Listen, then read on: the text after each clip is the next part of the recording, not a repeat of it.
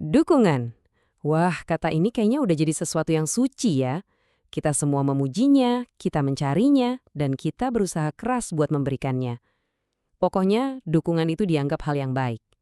Tapi, gimana kalau ternyata cara kita memahami dukungan selama ini justru bisa lebih banyak merugikan daripada membantu?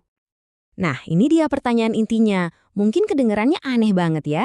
Tapi coba deh, untuk beberapa menit ke depan, kita singkirin dulu semua anggapan kita, dan kita lihat argumen ini dengan pikiran terbuka. Oke, sebelum kita masuk ke kritiknya, kita samain persepsi dulu ya. Sebenarnya apa sih yang kita maksud dengan dukungan di zaman sekarang? Karena biasanya yang ada di kepala kita itu sesuatu yang sangat spesifik. Iya kan? Biasanya kita mikir kalau support itu ya, kita nggak ngejudge, kita cuma dengerin aja. Jadi sandaran emosional lah istilahnya. Pokoknya kita nggak usah ikut campur benerin masalahnya, yang penting hadir aja buat dia. Nah, ini jadi menarik waktu kita lihat definisi formalnya. Coba perhatiin deh frasa kuncinya. Memperkuat pertahanan yang ada. Ini dia nih akar dari semua kritik yang bakal kita bahas. Idenya adalah dukungan modern itu seringkali cuma bikin orang jadi, ya, nyaman sama masalahnya, bukannya ngebantu mereka buat keluar dari situ. Oke, sekarang kita masuk ke argumen utamanya nih dari sumber yang kita bedah yang benar-benar nantang konsep dukungan modern ini. Wow, ini pernyataan yang kuat banget ya. Intinya, sumber ini bilang kalau seluruh kerangka berpikir kita soal dukungan itu sama sekali nggak sejalan sama pendekatan yang mereka ajarkan. Pendekatan mereka tuh lebih ke pemecahan masalah yang aktif, bukan sekedar penerimaan pasif. Nah, tabel ini ngegambarin perbedaannya dengan jelas banget. Jadi di satu sisi ada dukungan modern yang sifatnya pasif, nerima aja, dan malah memperkuat keadaan sekarang. Terus di sisi lain ada konsep dorongan yang alkitabiah, aktif, ngajak berubah, dan fokus nyari solusi. Beda banget kan pendekatannya? Terus, kenapa dukungan model begini dianggap bisa ngerusak? Ini poin pentingnya.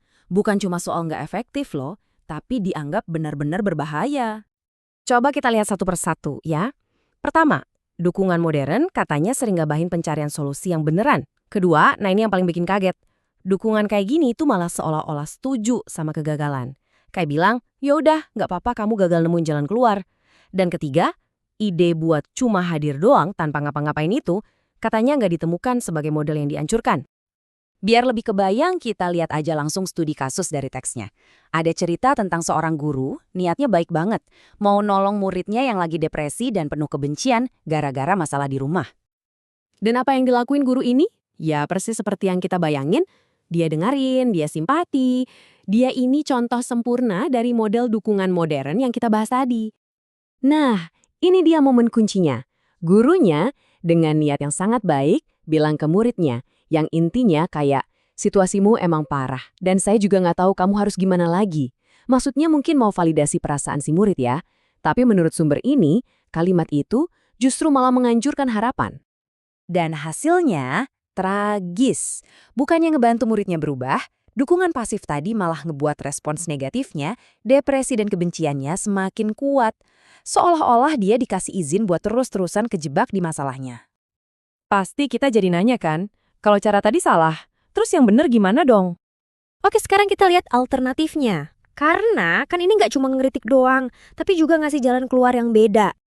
Intinya tuh simple, tapi radikal. Masalah itu ada buat dipecahin, bukan buat diterima pasrah gitu aja. Harapan itu datangnya dari kemungkinan untuk berubah, bukan dari rasa nyaman dalam penderitaan. Jadi bukannya bilang, ya udah nggak apa-apa, pendekatannya lebih ke aku ngerti ini berat, tapi ayo kita cari apa yang bisa kita ubah. Jadi ada tantangan halus ke pola pikir yang salah, terus ngarahin ke solusi yang praktis, dan ngedorong buat ngambil langkah nyata. Sekecil apapun langkahnya, yang penting ke arah yang baru.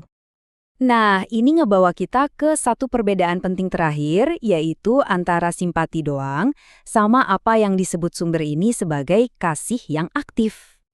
Analoginya keren banget loh. Gini, kalau ada mobil mogok, simpati itu cuma ngeliat dari pinggir jalan sambil bilang, wah kasihan ya. Tapi kasih yang aktif itu, dia langsung turun tangan, siap kotor-kotoran, dan beneran ngebantu benerin masalahnya. Contoh paling klasiknya ya tentu aja kisah orang Samaria yang baik hati. Dia kan gak cuma ngerasa kasihan sama orang yang tergeletak di jalan itu, dia bertindak. Dia berhenti, dia obatin lukanya, dia bawa ke penginapan, bahkan dia yang bayarin biayanya. Nah, itulah yang namanya kasih yang aktif. Dan, perhatiin deh kata kerjanya, menunjukkan. Jadi, bantuan yang sejati itu, menurut pandangan ini, ya diukur dari tindakan, bukan cuma perasaan. Jadi ada pergeseran nih, dari merasakan apa yang orang lain rasakan, jadi melakukan sesuatu untuk orang itu. Dan pertanyaan ini saya tinggalin buat kita renungkan sama-sama. Gimana caranya kita tahu kapan kita lagi beneran dukung orangnya dan kapan kita justru malah dukung masalahnya. Ini kan beda tipis ya. Pandangan ini benar-benar maksa kita buat mikir ulang lagi, apa sih artinya benar-benar membantu seseorang?